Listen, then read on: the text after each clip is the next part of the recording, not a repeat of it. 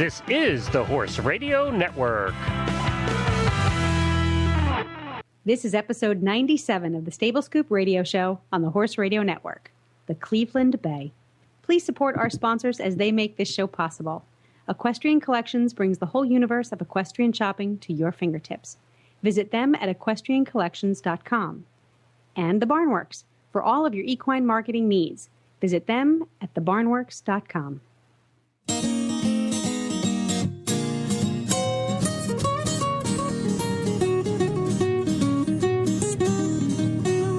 Welcome to the Stable Scoop, with weekly shows delivered right to you.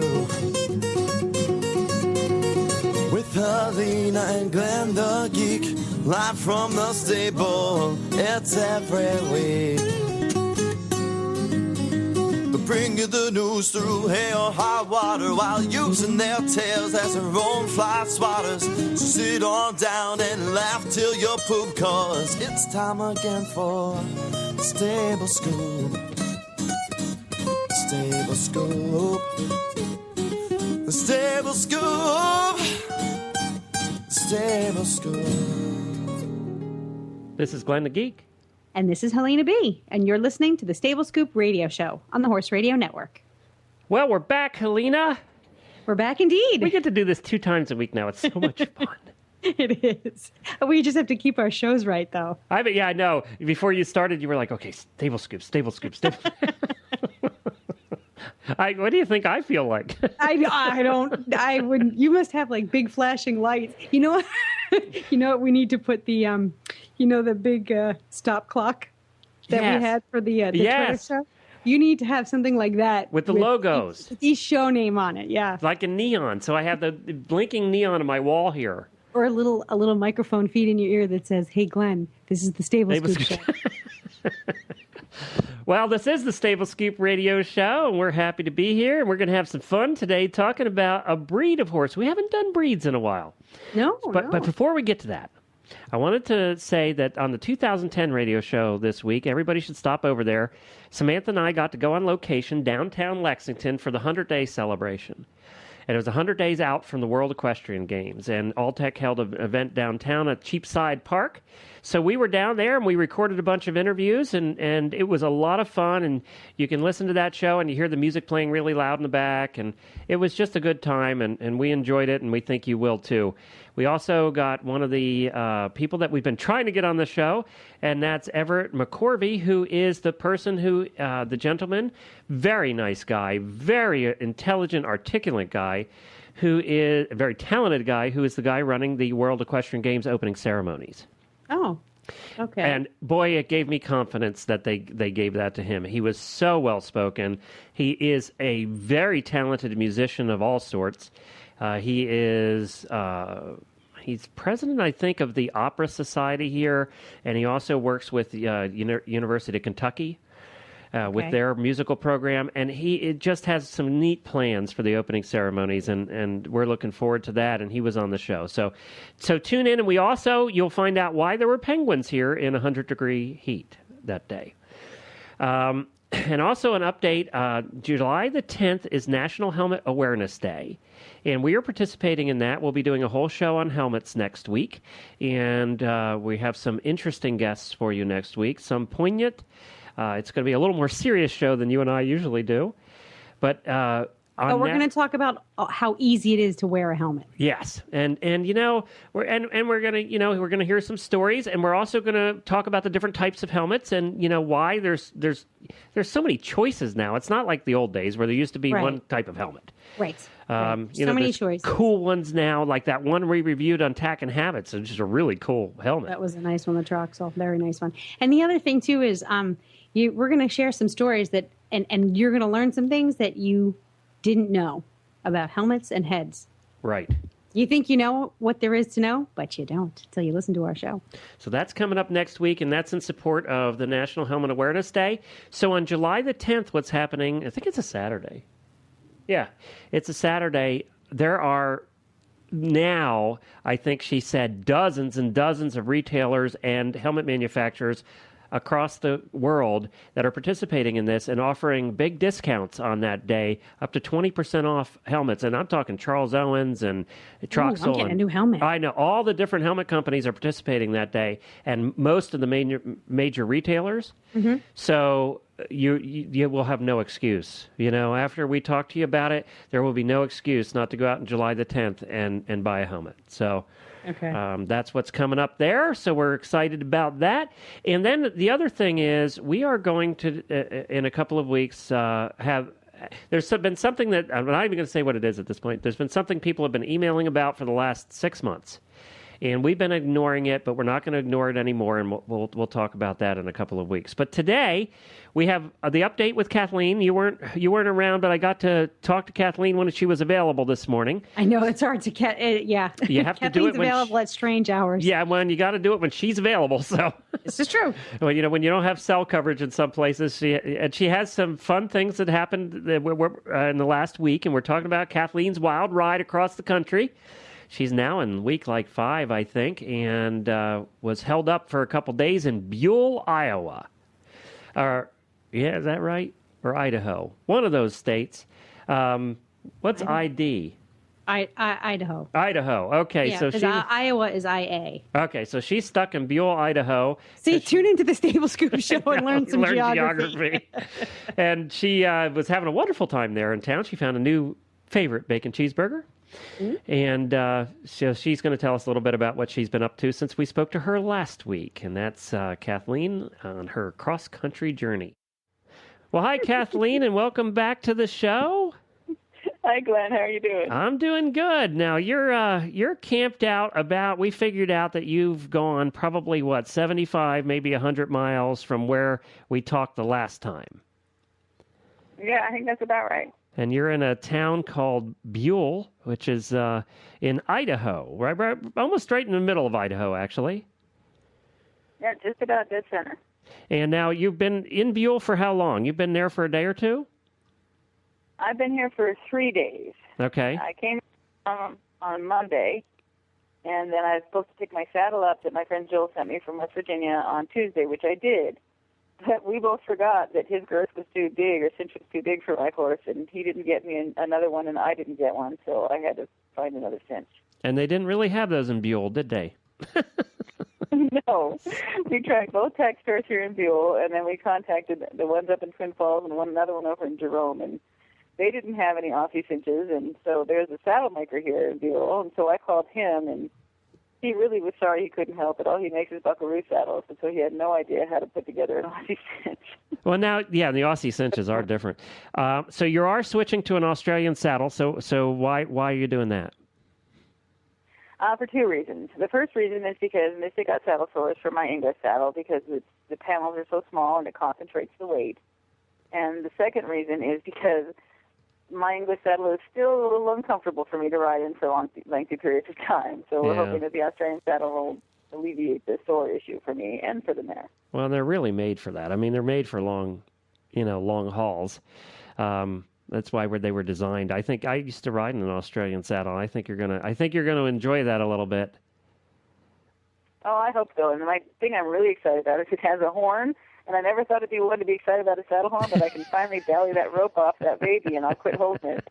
Exactly. And the other day, my hand cramped up so bad. Well, my hand cramped up so bad the other day, I actually considered shooting myself in the hand to make it stop cramping. Now, let's not go doing that out on the trail. That wouldn't be good. So, and if I remember right, some of the Australian saddles sort of have the sideways horn too, don't they? It sort of points out to the side a little bit. Or is this one going to be? Yeah, but no, it's straight up. It's straight up? Like a regular horn. Okay, well, that'll be good for tying off the pack horse. Well, good. That's super. So what's been the highlight of the week? Oh, well, it's an odd highlight. Well, there's a couple things. I actually fell off for the first time this trip. You did? Oh, yeah. Oh, no. What happened? On a road? Well, yes and no. So we'll do the lead up to this. Okay. The people that I stayed with before I am here were absolutely wonderful. It was Monty and Diane. I believe their last name is Brune. I'm really bad with names. Everybody knows this by now. And they were absolutely wonderful. I mean, Monty got his shoer to come and replace Delightful's back shoes for me, and he worked with her and made sure that she was, she was calm and happy with the shoeing, and she was perfect. And Diane jumped on the phone and got a massage therapist to work on both the horses, and then one for me. And so when I got here to Buell, I had everything set up for me. But when I left their place, Monty had rearranged my pack saddle so it would quit rubbing on Delightful, and I decided, the girth's a little loose. So I stopped and got off to tighten up her cinch. And then when I went to go get back on again, as I swung my leg over the back of the saddle, Mystic put her head to the ground and literally ran backwards. And so I did a somersault over the other side of her. I swung up. Yeah, it's too bad nobody was around with a camera, because that probably would have been a fairly entertaining picture. Were you okay, I hope? You're laughing, so I'm assuming. Yeah, I'm fine. I landed on my leg and kind of banged it up a bit, but, I'm not that hurt. So it ended up getting pretty funny. I was laughing pretty hard while I was trying to look like I was mad at her, so it was a little difficult to be all that convincing. Well, I'm glad you were okay. We don't need you getting hurt at this point. No, I'm fine. Now, I've been reading the blog, and finally there are some pictures coming in, which is good. It's nice to see some pictures of you out there. And it's funny, there is a theme here, though, Kathleen, and the theme is I'm seeing you pictures in front of the cafe sign that says, "Try our buffalo burger." So, did you? That was at the Austin House, and actually I tried their bacon cheeseburger, which wasn't the buffalo burger. I didn't realize that till after I ordered it, or I would have tried the buffalo burger. That was they were great. That was Christy and Jeff, and they actually drove all the way into Bronson and brought me a care package, like 3 or 4 days later. They were wonderful. It's so interesting too. The one picture you have is of Mystic and Delightful, which, by the way, if you've just started listening, is Kathleen's horses, are stabled sort of like in the middle of town. It looks like on the grass by a little picnic table, and there's this big building beside it. Yeah, that's in Shaniko, Oregon. It's a ghost town, and actually, when I got there, they let me tie my horses up next to the wagon shed in Highland, and let me graze them in a big field in the middle of town. This is like something out of an old movie. I know. It's actually been really cool. I've had my horses tied or left overnight in people's backyards, fenced-in backyards. They're like, my yard's pretty tall. Why don't you take them out back? They can eat that grass down. Well, anybody that wants to see these can see the pictures and there's some pictures of Buell here too. You got a couple of pictures. Buell, by the way, is just what I would imagined it to be. Kind of one of those sort of Midwestern towns. Yep, it is a cool little town. It's just about everything you can find in little quantities.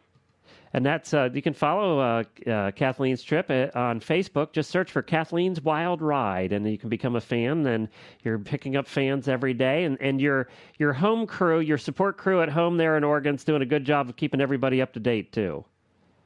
Oh yeah, Mary and Jay have been absolutely wonderful. Mary calls me every night and bugs me to death until I call her back and give her an update. It's even threatened to send the Idaho Mafia after me if I didn't call her back. Yeah, she's being very motherly in this whole thing. I know. And by the way, she's going to hate me for saying that. I'm going to get her about that. I'm going to be in trouble. She'd probably agree with you. And then there's another. Angry the other day. There's another picture on Facebook that, of course, you. This is not a view I expected. Picture coming in from you of the butt end of a horse in a harness. So you got a little carriage ride while you were out there. I've gotten a couple. That's actually been the highlight for me for this week. Is the people that I'm staying with are Penny and Fred Hodges. They're a really cool family here in Buell, and Fred refurbishes and builds carts and carriages for either decoration or use, and his wife Penny drives, and she drives everywhere, and she goes to parades and everything. And so she took me out with her mare Cindy, and we went for a cart ride around this area. We did another one last night, and I've got to say, I'm thinking the next time I go across the country, I'm taking a team and a cart. I'm with you, by the way. I'm a driver, so I think that would be a wise move. And it looks like you were driving a Belgian there, is what it looked like. It's actually a halflinger. Oh, it is? Okay, I couldn't see the stripe down the mane. She has a pair of halflingers. Oh, wow, cool. Well, that's a lot of fun. A black pony, a white pony, and a black and white pinto pony to go in a unicorn harness that she's getting them ready to go so she can start taking them in parades too. We should explain to people what a unicorn harness is for those that aren't familiar. It would be two next to each other and one leading. That's right. So there's it's a three-person team. Two in the back, one in the front. Yep. And what's it called? Okay, testing you here, Kathleen. What's it called when you have two in a row? They're not side by side, but you have one in front of the other. I have no idea. No, I'm trying to remember. Like I should know that. What's it called? Crazy, dangerous, really fast. They do it. I can't remember. I'm going to have to look that one up now. Well, are you still having fun? I am actually having a ball. I mean, even when I get stuck waiting, it has been wonderful here. The people in this town have treated me really well. Penny and Fred have been absolutely wonderful. It's just everybody. I mean, today I went over and met the man who started and runs Silver Lining Horse Supplements, and he hooked me up with all sorts of supplements for the horses for this trip and salve to make sure that if they got hurt that they could get healed up pretty fast. And, it's just been wonderful. Everybody's so great, and I'm still having just a great time. Well, that's good. And, we did have some requests on the blog, and I don't know if you're doing this, but I'm going to strongly encourage you to do it, is if you're not doing a diary, if you don't have a diary going every night, you really should, because you really should be writing a book after all this is done. I can write books, but I'm a horrible diary person. I do my diary entries once a week. I know. See, I'm trying to get you to do that more often because you're meeting so many cool people and they have so many interesting stories. Even if you wrote one or two lines every night just to remind you, I think that would help you a lot when you actually go to write the book. And they did reference a book too. I wanted to mention to everybody on Facebook on your site called Last of the Saddle Tramps, which apparently is a lady that did this same thing in 1950 something. And what was interesting in what little I read about this book is she encountered the same thing you're encountering. That's the wonderfulness of people. And this is amazing. Yeah, so and then the comments kept coming in that everybody wanted to see your book. So I'm just saying. Well, I plan on writing a book when I'm done. I take pictures and I'll try and get my Wonder Woman diary out and put more entries in it every night so that I can remember a little better details. So if Mary's your mom, I'm your dad. I'm going, hey. Well, if you're my dad, I'm going to hit you up for a loan here. What was that address again? Wait, you're breaking up. Kathleen, it's been great talking to you again, and good luck over the next week, and we'll look forward to talking to you next week, and hopefully this saddle will help your butt and the horse's back. Oh, I hope so, and thank you, Glenn. I'll talk to you all next week. This is Glenn the Geek and Helena B. back with you, and it's all about a breed that you know very well. Well, I don't know it very well, but you owned one. I owned one for a very short time. And it's a rare breed, so that's a special thing. Yes, and I adored him. I loved him. He was definitely the favorite in the barn. Now, you have something in common with royalty, who also particularly like this breed. We're going to talk today about the Cleveland Bay. They're, as you said, they're a rare but fascinating breed. And, of course, there's a group out there who adore them as much as I do and are working very hard to preserve the breed. They're known for their stamina, strength, and jumping ability. They are still popular with enthusiasts and royalty around the world. And just listen in. We're going to explore the world of the Cleveland Bay. All right. To help us do that, we're going to have a co-host with us today. Her name, and she's been on the show before, and her husband has as well on the Horse Husband episode, and she's a good friend of ours by the name of Michelle Bergeron. She's our Cajun friend from down in Louisiana at Wright Lead Equestrian Center, and she owns one of the champion Cleveland Bays, and she's going to join us and sort of guide us through the world of Cleveland Bay. We haven't done this in a while, the breed episode. No, I think the last one we did was the Morgans? Yeah, and we should do this more often. There's so many of them. If we keep up at this rate, it's going to take us 20 years. I know. So That's right. We have it. It's true. We're going to be around. The time. We're just going to kick around and record. So we're going to get Michelle on right now, and we're going to learn a little bit more about the Cleveland Bay right after this commercial from Equestrian Collections. Equestrian Collections brings a whole universe of equestrian shopping to your fingertips. Any given day, they have over $100 million of products for you to choose from. They know that riding and taking care of your horse takes up lots of your time, so Equestrian Collections is open for you 24/7. And their advanced technology allows you to find exactly what you need on the website and to check out in a little under 7 minutes. This week, I wanted to encourage you to check out their tent sale and closeout sections. They have 42 pages of closeout and discounted merchandise for you at unbelievable savings. From riding shirts to bits to stirrups to helmets, and the list goes on. And the prices I see here just cannot be beat. Plus, if you use the coupon code 10DISCOUNT at checkout, you will get an additional $10 off your order of $120 or more. That's 10 discount to get that additional $10 off, even the marked down items in the closeout section. Visit equestriancollections.com today. Well, Michelle, welcome to the Stable Scoop Show. It's always good to have you on. Thank you. We're looking forward to having you and your husband come up and join us for the World Equestrian Games. I can't wait. It's going to be so much fun. I cannot wait to get there. And it's going to be so much cooler there than it is here. And I think Helena might even be staying with us around the same time. And you know what's nice about that, Helena, is her husband's a chef and he'll cook for us. Oh, we love that. He will. Now, how Michelle has stayed about 5 foot and 0 pounds is beyond me. but well, there's lots to do at the farm. That's true.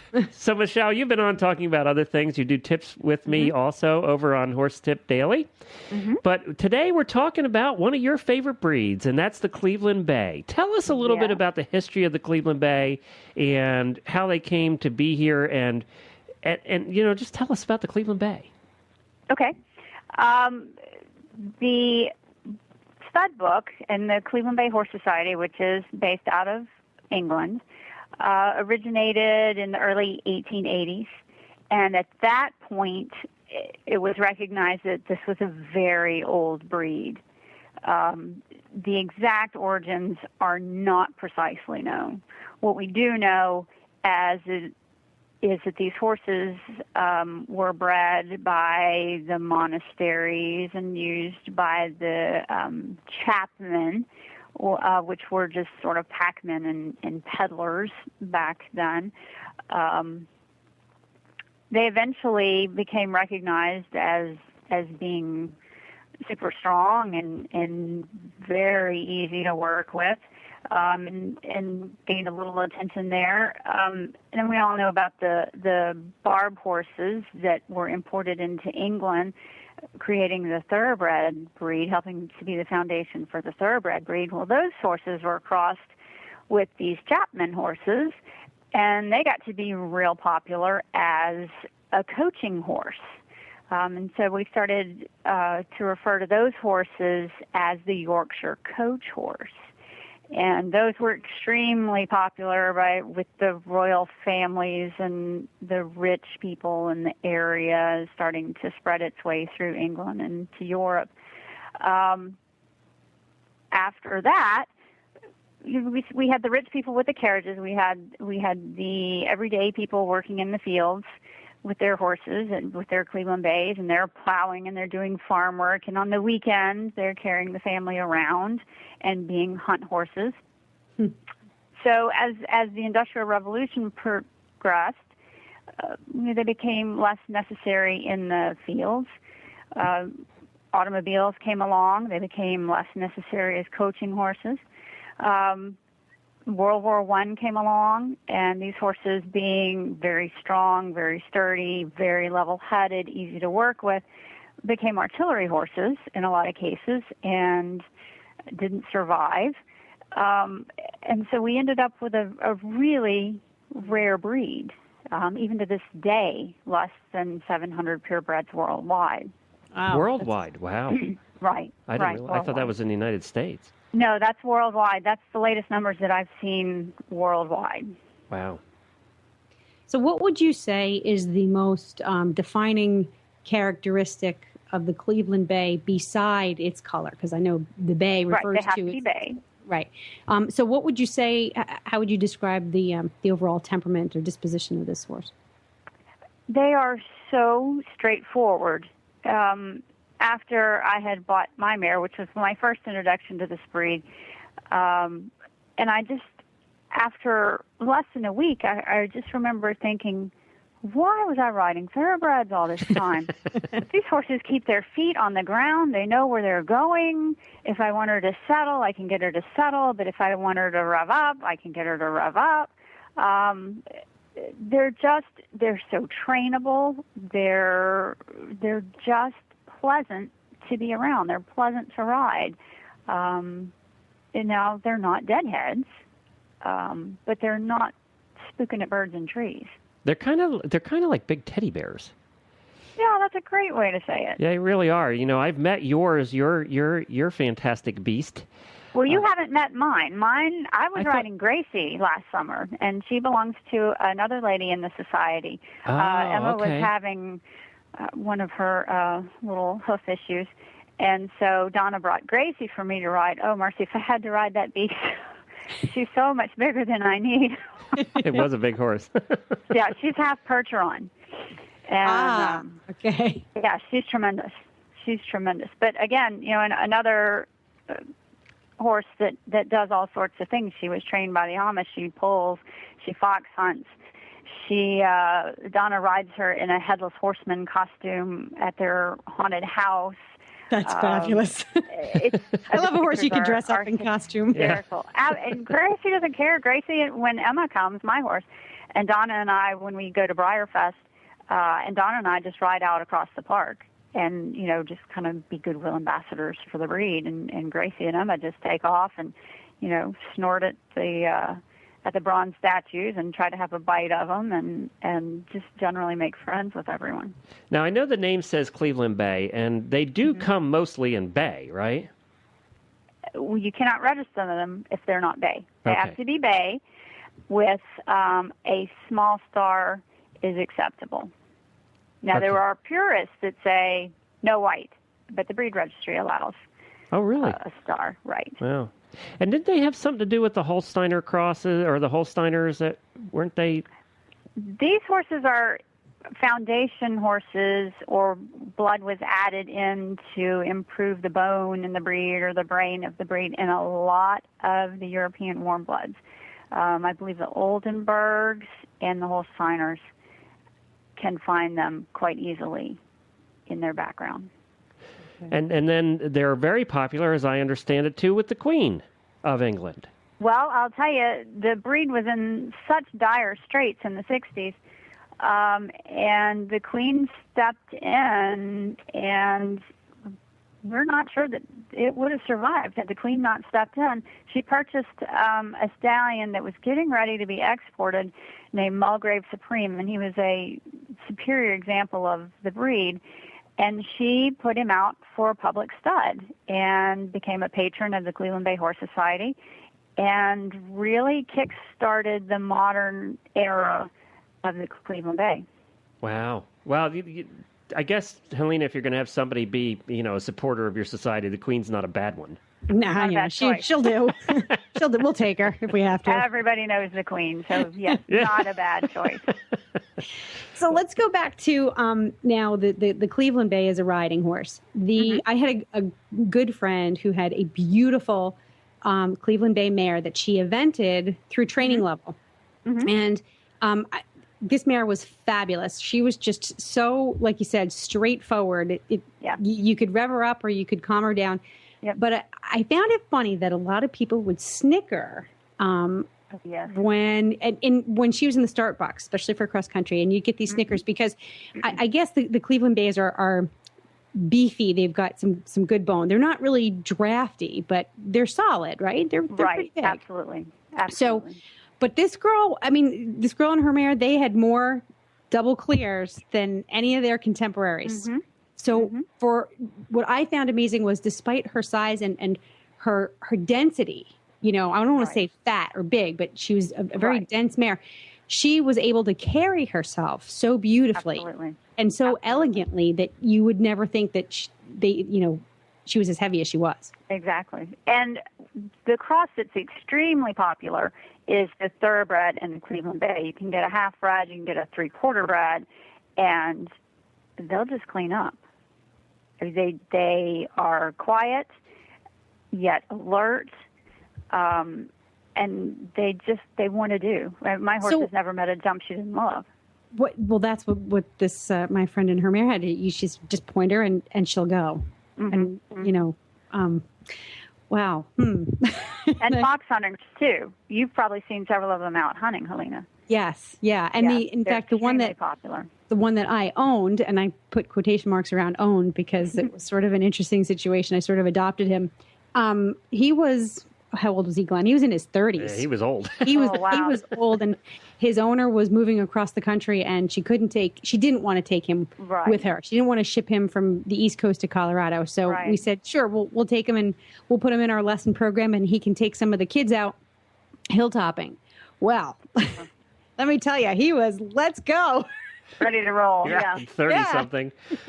He was, and he would go. You didn't have to worry about him lagging behind. No, he packed. He introduced more kids and beginner adults to the hunt field than a lot of horses I know. That's great. And they are very long-lived as well. Easy keepers, long-lived. So what's the negative I didn't know about these horses. Well, they're hard to find unless you know where you're looking. They're probably not cheap either, I guess, because but so many people think, carriage horse. When my agent said, I've got this horse for you to look at, it's a Cleveland Bay, I went, are you crazy? What would I want a carriage horse for? That's how most people know of them. Yet they're really best known for their jumping abilities. I mean, that's where we're... Well, let's get the first guest on here, because I know she's on a time frame. Tell us a little bit about Cindy and what her story is. Cindy Bank, and Cindy owns probably the most famous Cleveland Bay of right now. He was the first winner of the Lifetime Achievement Award. His name is Idlehour McHenry, and we all call him Henry or Hen. Henry has competed through 4th level, and he was the winner of the inaugural beginner novice division at the AECs a couple years ago. He does mounted police work with Cindy. He's just amazing, and Cindy's such a fun person, so we'll have a real good time talking to her. Oh, and I'm looking at a picture of him right now. He's one attractive horse. He's a nice guy. He's a really nice guy. Impressive. Well, hi, Cindy, and welcome to the Stable Scoop Radio Show. We appreciate you being on, and we thank Michelle for arranging all of this, and I know you have a limited time here today. It sounds like you have a superstar on your hands. How did you come to acquire this horse?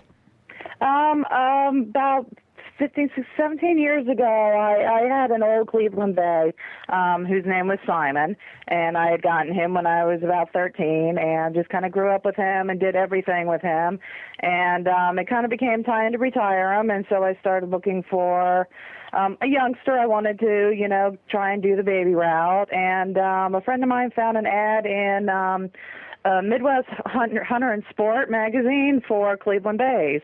And it turned out it ended up being Marilyn Webster, and so I gave her a call and explained my situation, and that I was looking for a youngster and I wanted a gelding, and I just wanted something that was going to be a good all-around horse and somebody, to take over in Simon's shoes when he was fully retired. And ended up getting together with her and looking at a bunch of 2-year-olds, and Henry was the first horse out of the barn, as a very unattractive 2-year-old, as they have a tendency to be. They're kind of awkward looking, aren't they, when they're... Oh, very awkward. Yeah. And he had a big old jug head and a skinny little neck, and he was leggy and hippie, and, everything you think of when you think of an ugly, baby. But there was just something about him that every horse that came out after him, I just kept comparing him to that Henry horse. And, I said, I took some pictures and I took a little video and, said, well, thank you very much. I'm still looking. And every video I got, I just kept comparing to that Henry horse. And Marilyn said that she really kind of knew that he was going to Ohio as soon as he came out of the barn and I saw him. I didn't know that. And later that August, I met him in April. Yeah, it kind of does. There's just that kind of connection that you get when you meet a horse, and I was really trying to fill some really pretty big shoes with my Simon horse, and Henry really kind of fit the bill. So in August, I called her and said, can I send you a check? And I came and picked him up and brought him home, and just, I didn't really have any major plans for him. I just kind of wanted to see what he would do, and I broke him myself. And I took him everywhere I could take him because, you got to get him out there and show him stuff. And he just kind of did everything I asked him to do. And he just kind of matured into a really kind of a fine young individual and, started really kind of stepping up to the plate and, just had a really good attitude about things. So that's kind of how I got him. And like I said, I had probably looked at another dozen horses or so. All geldings, I would rather have a gelding than a mare. I don't, get along real great with mares. And I know, some people do, but I'm not one of them. And, at that time I had been eventing Simon and retired him from jumping. So I was kind of looking for a horse that I could go eventing with and, do some trail rides and, a little of everything. And Hen just kind of slipped right into the program real well, and it's just me. Well, and he kind of came along. Well, now they're known for jumping. We were just discussing that before you came on, but they're not really known for dressage all that much. Yet you've gotten this boy up the levels. Well, he's just really a kind of special guy. He's got great gaits. He's always had a really good walk. And I was very fortunate to find, a really good trainer to work with. I was having a little trouble with the canter, and I knew that it was something that I wasn't able to continue his education with. So I went to one of the local trainers, and she wasn't taking any youngsters, but her associate was at the time. And her name was Jennifer Ernst, and I ended up becoming a working student for her. And she really kind of put some really good basics on Henry and started showing him and just started cleaning up, scoring in the, upper 60s, just a training level. And he was 4 at the time. And so I ended up working with her, and she ended up moving, getting married and moving away. And so I ended up working with another trainer at the barn, Lauren Ball-Tisdale. And Lauren's really the one that really kind of took Henry's career off in the dressage. And she showed him through 4th level. Wow. And we got, he was always in the ribbons. He won, many year-end awards. He was always in the top 3 in the Performance Horse Awards program with the Cleveland Bay Horse Association. She was also able to take him to the USDF Musical Freestyle Symposium, and we qualified to do the young horse tryouts. He didn't make it. It was not a great show. There were some weather issues, and he was only 5 at the time, so he was having some issues there. But he ended up becoming a member of the American War and Blood Society through his time at the symposium. He was given a membership, and so he's gotten quite a number of year-end national level awards through their group as well. Wow. Now, has all of his successes created a buzz about the Cleveland Bay and the dressage world? I mean, would people come up to you and say, what kind of, what breed is that? Or a lot of people do come up to him and say, oh, what breed is he? And I tell them, and either they've never heard of him, or they're very excited to see, oh, wow, that's a Cleveland Bay, okay, or, at this stage of the game now that he's 15 years old now, he, a lot of people are like, oh, that's Idlewild McHenry. Oh, I've read about him, or I've seen him, and oh, this is really great to see him, or people kind of see Hen's name in the program and go, oh, great, I hope he's not in my class. That's awesome. You always want the horse that happens. That's the horse you want to own. Yeah, and he gets out there, and he loves to go out there, and he loves to do things. He loves to go places. He gets, all excited when he sees the trailer, and I think that's because I've been taking him all kinds of fun different places ever since he was, a baby. And even when I got him, he was 2, and he was, not broke. I didn't break him until just after he turned 3. But I tried to take him as many places as I could and do, the in-hand, classes in hand. Around this area, the hunter jumpers are very popular, and there really wasn't a lot of the in-hand dressage classes. So I took him knowing that I was going to be going and getting last, because he's got a lot of suspension, and that's, not for a hunter, that doesn't work real well. They want them a little bit more flatter and, a little more even keeled. And we would go in there, and I did it just strictly for the experience, to get him out there and say, hey, this is the show world. Look at all the excitement, learn to deal. Well, and we go out there and we'd be last or second to last. I mean, he'd get his butt kicked in the in-hand stuff. And I went up to the judges, and I'm like, is there anything that I can do to improve my performance for the next time? Because I myself had not done a lot of in-hand stuff. And they're like, well, what do you hope to do with him? And I said, well, hopefully he's going to be my upper-level dressage horse. They're like, if this were a dressage suitability class, he would have won. Okay. So they basically said that the reason he didn't do better in the hunter in-hand class was because he moved like a dressage horse. Right, he's not a hunter. There's nothing I can do for that. They're like, why did you bring your dressage horse to a hunter show? I'm like, to give him experience and exposure to horse shows. They're like, then continue doing exactly what you're doing and don't worry about your poor placings. All right. And I didn't, that, was the goal, was to go out there and show him how to do everything. And then, when he was old enough to be broken, then, we went and, went in the show ring and, came home with ribbon after ribbon after ribbon. Now, Michelle said, though, she said something that fascinated both Helena and I, and that was, she mentioned mounted posse. Yeah, I belong to a group called the Lake Metro Parks Volunteer Mounted Posse. We are a mounted patrol group. We're part of the Ranger Department here in Lake County, Ohio.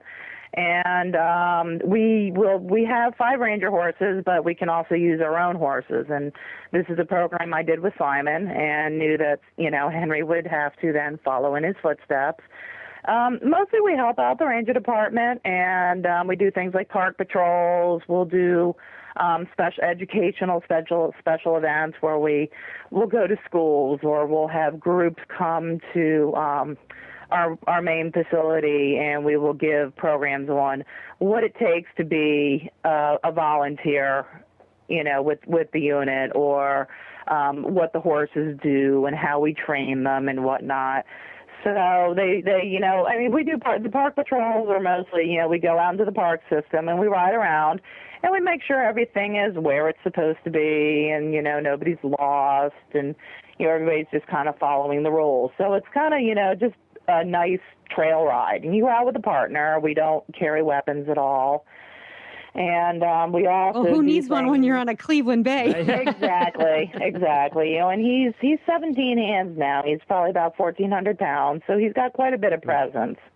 And people really kind of listen to you when you're up there. Well, he's a beautiful horse too. I mean, thank you. The one thing about the Cleveland Bays, and I know this is going to sound silly, some horses clean up really well and end up for the show ring being really shiny. There are just certain breeds that really come across that way, the sparkle, and Cleveland Bays do that. Henry's got quite a bit of copper in his coat. He's got like a lot of that really pretty red copper.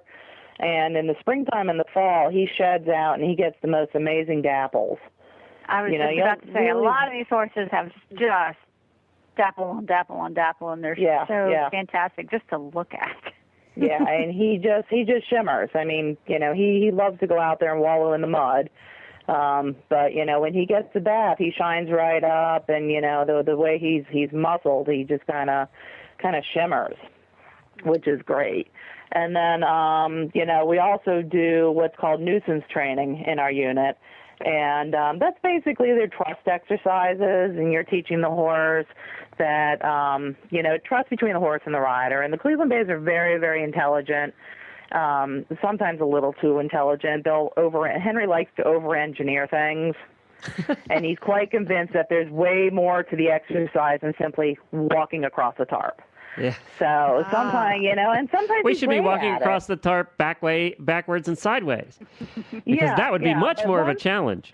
It's kind of like once they figure it out, they're like, oh, okay, I got it. Yeah. And then they're good to go. But sometimes they kind of get their brain working a little too hard, and they like to, think there's just more to it. Those damn engineers. Cindy, I've found that you have to keep it so fresh, because that once they do figure it out, they bore easily, and they will come up with their own scenario. So you've got to be clicking in your brain as well to keep these horses interested and happy, because they'll go off and find something to make themselves happy. Are they good communicators? Like, are they articulate in communicating to you what their state of mind is, or what they're thinking, or what they want? Mine are. Henry as a whole is very eager to please, but when he doesn't want to do something, you certainly know it.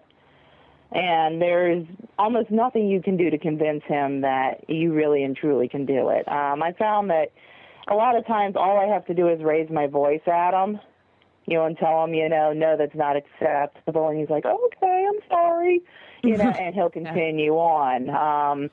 Simon, really all you had to do was glare at him. I mean, he just was so eager to please that, that's all you had to do. And he felt terrible if he got yelled at, and he would go and he would sulk. Henry kind of sits there and he goes, well, my way was right, but I'll give your way a try. If it's something that he didn't want to do in the first place. And what about things that they do want to do? Are they exuberant? Or, some horses are just like, yeah, whatever, I'll do what you want. And others are like, woohoo, let's go. Yeah, it depends on what the activity is with Hen. Hen gets to the show and he's all business. You warm up in the ring and he's, okay, I can do that. And then he gets into that arena and you start going around and he's like, everybody needs to get out of my way because I'm doing my thing. And you need to shut up and you need to watch me do it. I love that. Emma too. I have to go and school Emma off by herself, because if somebody starts cutting up in that warm-up arena, she's going to go over there and handle the situation and explain to them that is not appropriate behavior. This is how we behave at the horse show. So I have to go off by myself. That's funny. Hen doesn't care if you come into his space. He's like, this is my circle and you need to move away from me.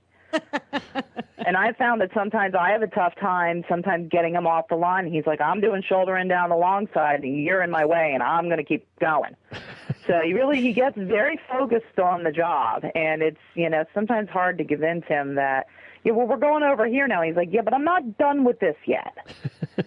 Well, Cindy, we know that you're on a time frame here today and that you have an appointment to get to. Thank you very much for being on with us, and congratulations on Idle Hour McHenry. And we'll put a link in our show notes to some pictures of him so people can check him out. Wonderful. I mean, he's kind of been there, done that. He's evented very successfully. He was 2007. He was the American Warm Blood Society Eventing Horse of the Year. He was the United States Equestrian Federation Lower Level Horse of the Year. He won the American Eventing Championships Beginner Novice in 2006. He's got quite a number of year-end, success rates. In 2000, he was sixth place USDF, United States Dressage Federation, first level, sixth place at the national level. So these horses can go on and, be very competitive, nationally against Dutch Warmbloods and Friesians. And, they're just kind of a great all-around good-brained horse. Well, we're rooting for you. Thank you, Cindy. Oh, thank you so much. All right. Bye. Take care. All right. Thanks, Michelle. Well, Michelle, we appreciate you getting Cindy on, and she sounds like she's very proud of Henry. Oh, just a little bit. Could you tell?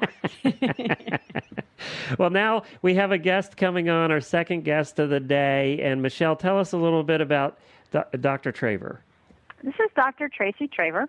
She is currently the president of the Cleveland Bay Horse Society of North America. She also owns Ridgemore Farms in Tennessee. She has 2 breeding stallions that are also competing, which is very, very rare in our breed. She is on all sorts of other boards and involved with other organizations. She's a triathlete. She's a doctor. She gets to ride Jacob Tutu in her lessons sometimes. Tracy's just got it all covered. Well, hi, Tracy, and welcome to the show. Well, thank you. It's a pleasure to be here. Did she make you sound really good? She did. Yeah, I thought she did too. Yeah. When do you have time to do doctoring? It sounds like you don't have time to do doctoring. Well, it comes first. Oh, does it? Okay. Then everything else comes after that. Being a triathlete on its own is amazing. Well, I just started doing that this year, so now I'm doing the sprint, so they don't take too much training or too much time relative to the other ones. Okay. All right. Well, it still sounds like a lot of work to me. So tell us about the society. How many members are there? I imagine with that number of horses in the world, there aren't a whole lot of members. Actually, considering the number of horses, we have quite a few members. We're lucky. We have right now about 120 members, and we get members all the time, so it's hard to keep that real accurate. And that's pretty consistent. It fluctuates by less than 10%, I would say. Now, do you keep the books here in the United States, or is that still kept in England? Well, there's actually 3 societies in the world. There's the society here in North America, and then there's a society in England or in the United Kingdom, and they keep the breed information there. As far as if you register your horse, you have to go there to register the horse. We don't have a registry. Okay. So what does the society here do? I assume you participate in events. I know one of the ones that you participate in is the Briar Fest, because that's where I see Michelle. Yes, we try to go to Briar Fest every year. That's relatively new. We have an annual general meeting in November usually, where our members can come and socialize and talk about society and things like that. Different people do different things with society support, like there's Upperville Colton Horse Show that the Cleveland Bay has been a part of since it started. And that's in Virginia. Off and on. Yeah, in Virginia. That's a very big show, and it's a very fun show. Yeah, we had a big booth there, and we have a class there every year. Have you ever been to Upperville at all, Helena? Through it, yes. Yeah, okay. So we do that. And then there are people that go to the expos. Hoosier Horse Fair, I think. Yeah. I'm trying to remember some of the names. The Mid-East Horse Fair. If there's a parade of breeds, if it's close to a member, usually one of us is there. Yeah. And of course, go ahead, Helena. What are your priorities? Well, first of all, let me back up. How long has the Cleveland Bay Horse Society of North America been in existence? It started, I think, maybe in the 1800s. Okay, so it's for a while. So it's not like it started just yesterday. No, but then it stopped for a while. And I think it just restarted back probably about maybe 15 years ago. So it's relatively new. You know, the second coming, I guess. It's relatively new. And in that time, I'm going to assume that it's been the goal of the society to support the breed and help get those numbers back up. Do you feel like that's happening? Do you feel like there are the breeding stallions that are out there are producing more?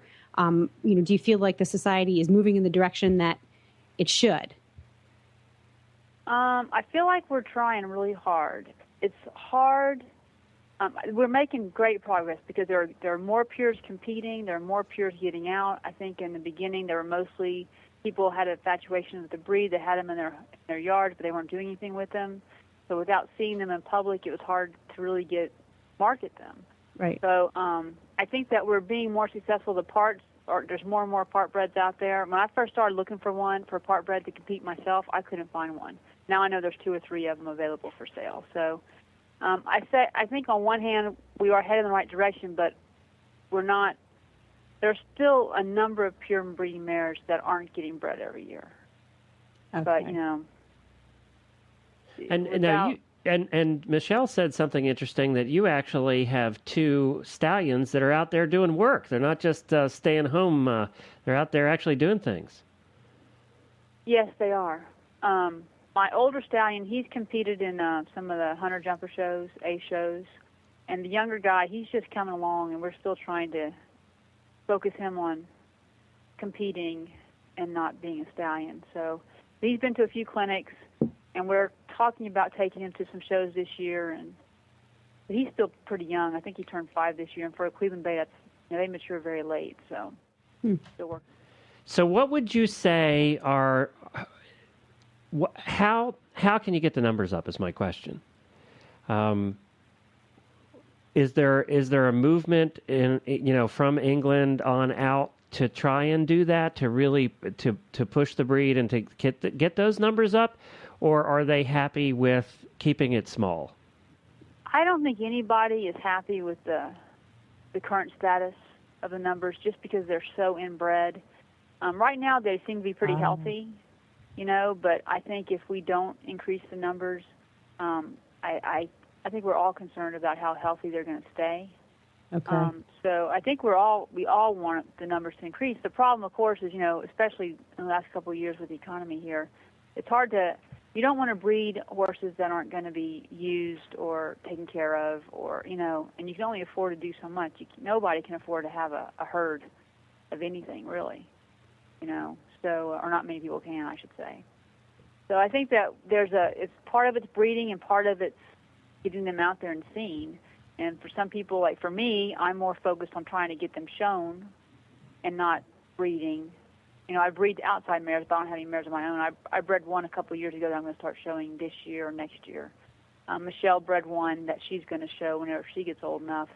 But, if you're going to do that, you can't have 5 or 6 of them unless you have a lot of financial backing. So right. I think that some people are focused on showing and get them out there so people get an interest in them, and then other people are focused on breeding them so if somebody's interested in them, they have something to buy. Right. Okay. Yeah, it would be nice, in my opinion, if more people were able to do a little bit of both. If the breeders were able to hook up with some people, to catch ride, and because nobody's going to know about them if they don't see them, and then nobody can buy them if they're not available. So it's a double-edged sword, I think. Well, what do you do when you're out there and you are showing and they're around? My first thought is, well, let's put a big fat sign up on my trailer that says Cleveland Bays, Bays rock. People have that, and I have several of us have saddle pads. And I'll tell you, one of their most distinguishable physical characteristics is the huge ears, and people will invariably come up, especially down here where there's just not so many, and say, well, that's the prettiest mule I ever did see. I got to tell you guys, I'm looking at the baby. We were talking about this before you came on. I'm looking at Cindy mentioned this. I'm looking at the baby pictures. These are some gangly looking babies. Aww. Yeah, it takes them a while to come. They really are. I mean, they're cute in their own way, but there's some gangly looking babies here. I'll send you pretty baby pictures. They're all pretty. They're all pretty. It's the ears, you're right. So the ears are a distinguishing feature. They all look alike. And I know I've had people, as I've come off the cross-country course, literally crossing the finish line, and people have come up and said, can I touch her tail? Is that real? Hey, whatever it takes. Right, and then you just start saying, hey, well, have you ever heard of this? This is the Cleveland Bay. There's only 700 of them in the world. Hey, here's a card. Check out the site. Come to the stall. And I have a little flag that says Cleveland Bay Horse Society of North America, and I put it on my stall. And Emma's won a lifetime achievement, so I hang her thing on her stall. And we're as loud as we can be. I hope we're not terribly obnoxious about it. No, well, you've got 2 more fans who are going to spread the word. So good.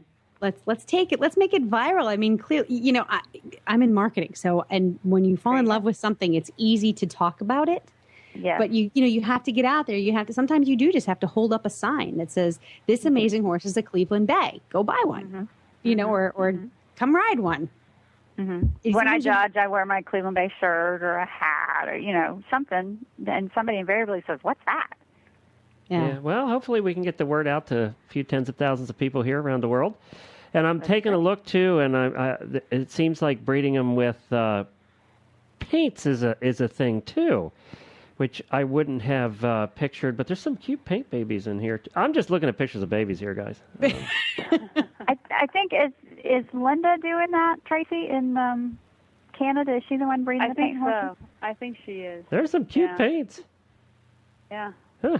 They have the bulk of the Cleveland Bay, which is kind of cool. Now, I would assume, if we get back to the breed for a little bit, and I know that Tracy has to get going here too, if we get back to the breed a little bit, I would think that, I'm saying this knocking on wood for your guys' benefit, that they're probably less prone to breaking down than the thoroughbred because they seem to be more big-boned and they're stockier horses. I think so. Yeah, I think so too.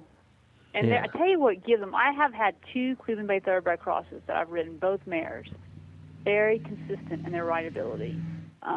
They have good work ethics, they're sound, and they want to please you. They love to do whatever you ask them to do. They don't give you an attitude.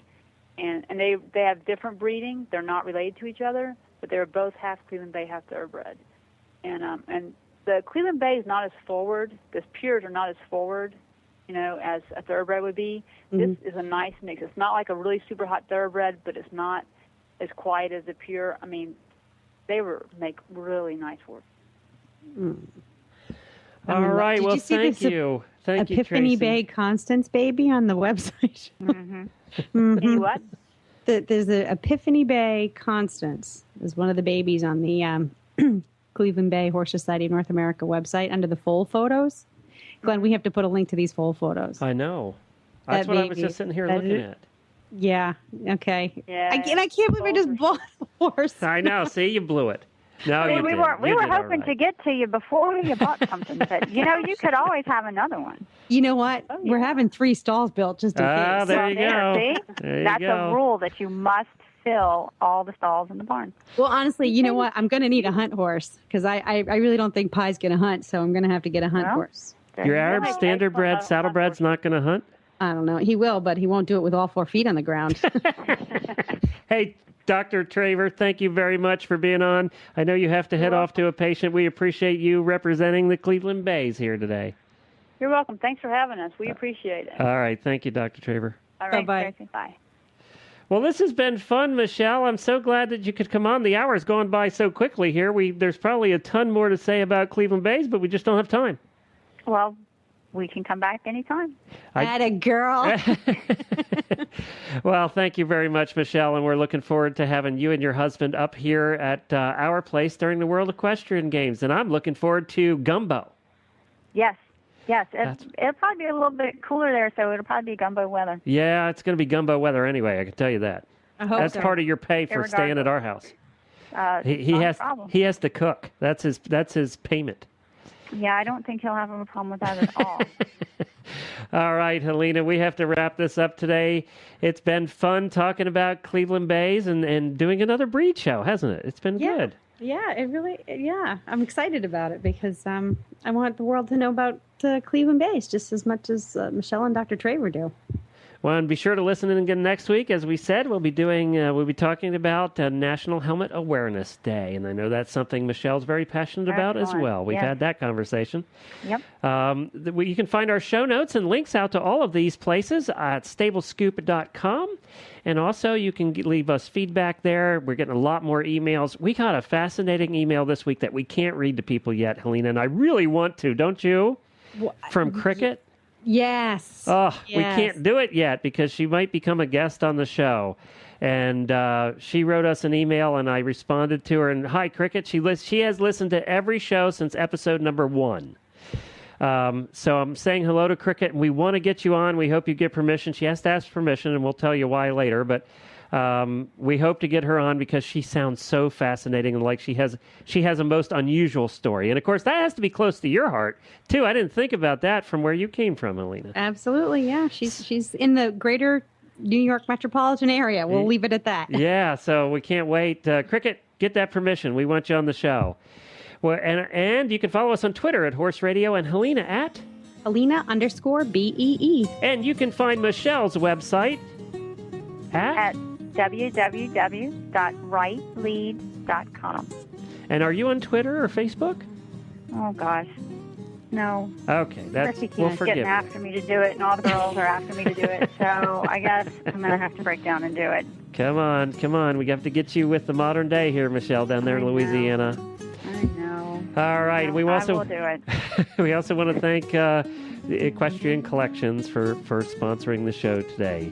Be sure to visit all the great shows on the Horse Radio Network. There's a lot of them now at horseradionetwork.com. Well, Helena, we'll be back again next week when we talk about how to protect your noodle.